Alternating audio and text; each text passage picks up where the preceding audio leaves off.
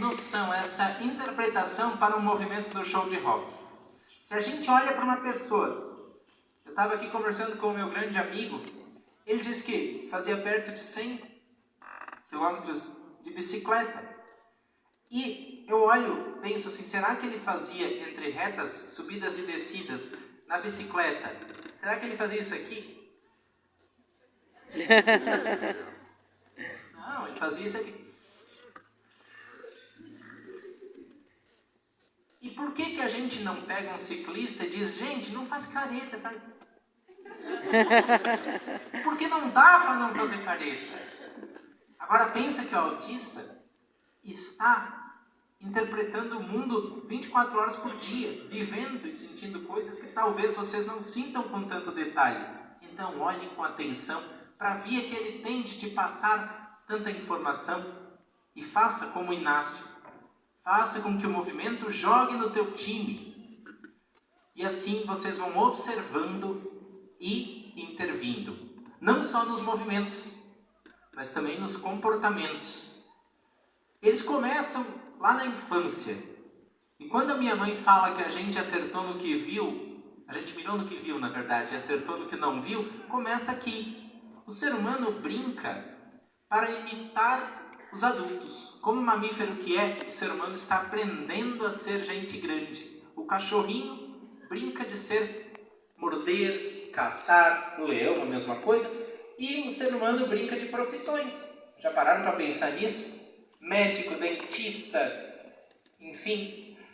Mas o autista tem ali uma diferença. Eu brincava enfileirando os carrinhos. Era difícil para os meus amigos me dar um presente e receber de mim somente um enfileirar de carrinhos. Logo os meus amigos foram saindo do convívio. Meu pai e minha mãe, porém, deram um olhar mais empático. Começaram a brincar junto. E com aquela tática que a minha mãe acreditou lá atrás. O carrinho vermelho. O pai tem o carrinho azul. O Marcos tem o carrinho verde. Bum, bum, bum. Lá pelas tantas eu comecei a acompanhar com os olhos, com o jeito do corpo. E foi uma celebração. Foi um ganho pequeno, mas que abriu um rol de oportunidades. Outro comportamento que abriu as oportunidades e o olhar lá em casa foi a minha lógica.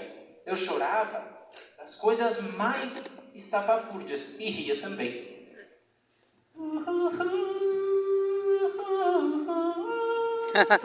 Eu sou o rei do mundo. Vocês não sentem emocionados por esse filme? Não choram? Eu ria que me acabava com esse filme. É verdade. Porque numa hora pra frente, lá o navio fica quase de ponta cabeça e as pessoas começam a escorregar lá de cima, fazendo um tibum na água. Isso a minha lógica associou. Era um ângulo parecido com um toboágua, daqueles bem retos, sabe? Que tem bastante lá em Santa Catarina, a gente ia bastante no verão. Meu pai, então, quando percebeu, tinha duas escolhas. Ou ele podia dizer, o Marcos é estraga prazer. Vem cá, Marcos, eu vou te tirar do filme, porque tu não sabe a emoção do filme.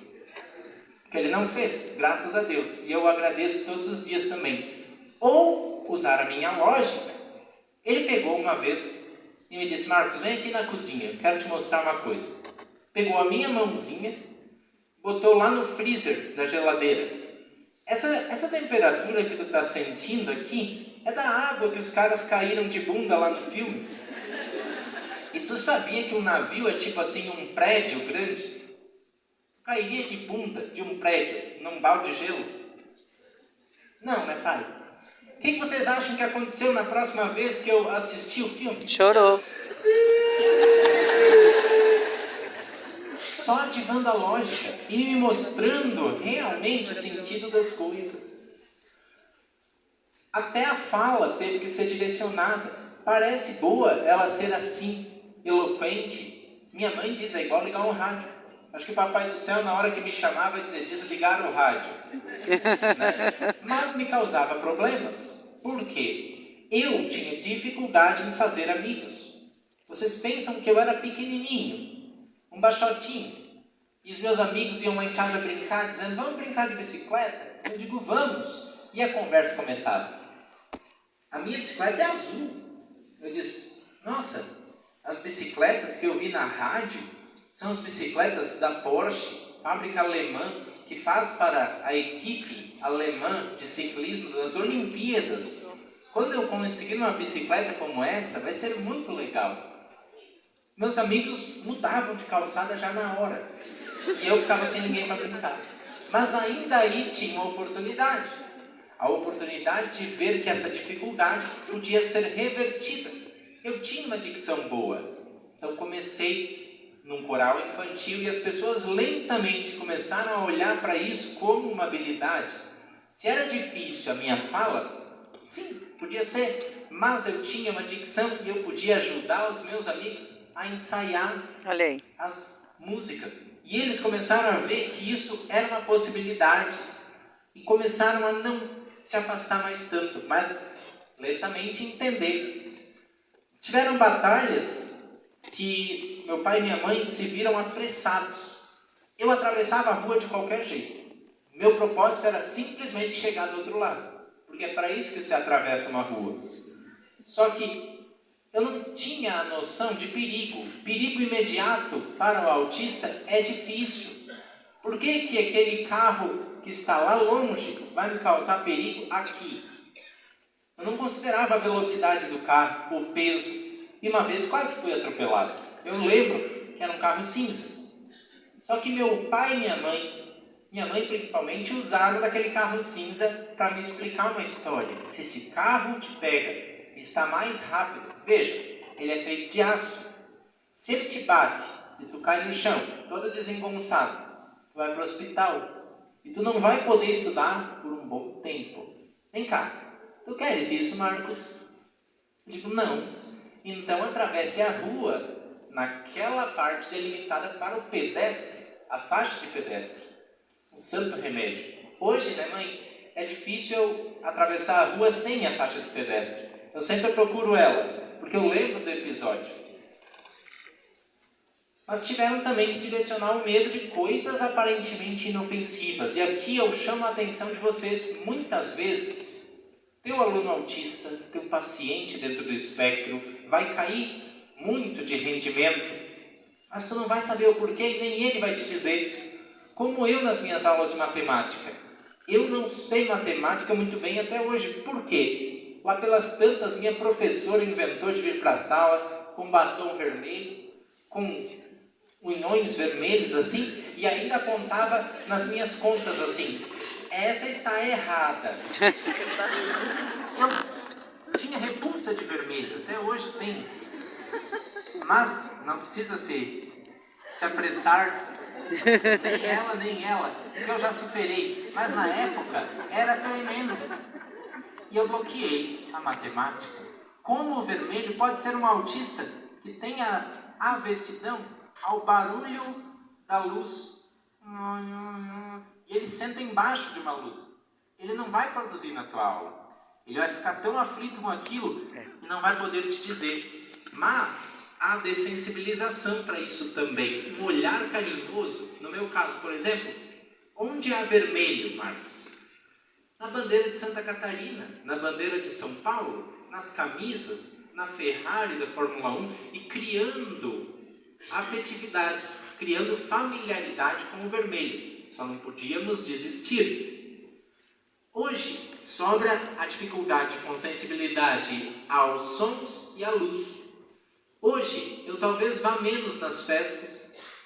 Talvez eu fique uns 5, 10, 15 minutos. Uma vez me superei, fiquei 2 horas no lugar, mas sempre com aquele peso.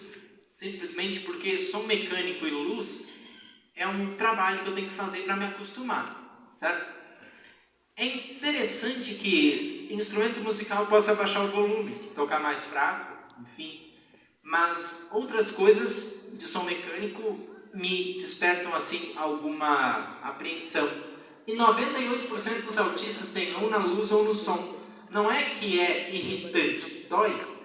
O som entra por aqui e vai doendo. A luz entra por aqui e vai doendo. E aí vai se manifestar o que? A irritabilidade. O autista querer ficar menos em um lugar. Mas é treinável. Falta de contato visual também é um comportamento treinável. Também para evitar a luz, para evitar os detalhes dos rostos de vocês. E é treinável justamente porque eu posso direcionar o meu cérebro a pensar a outra coisa. Nos olhos de vocês tem tantas emoções, como diria Roberto Carlos. São as janelas da alma. Mas de vez em quando eu acho que essas janelas estão embaçadas. Porque eu não consigo entender que uma hora os olhos de vocês estão assim. Outra, os olhos de vocês como é? Vocês tocam no colega do lado, e aí o outro faz. O que vocês falaram? Não sei. Então eu desenvolvi uma técnica. Wellington, talvez te ajude também. Quando a gente faz o olho no olho, para mim é muito importante fazer assim, ó. Vocês são todos cabeças de repolho. Porque a cabeça de repolho é toda igual. Toda, claro, frondosa, bonita, daquele tipo que a avó planta no quintal e diz, oh, cabeça de repolho. Mas, pensando assim, que vocês tenham menos detalhes, sendo cabeças de repolho, é mais fácil para mim. Mas, claro, preciso treinar também, olhar nos olhos. Porque senão a cara metade faz... Por que tu tá olhando? Não pode acontecer, né? Pensa só. E aqui...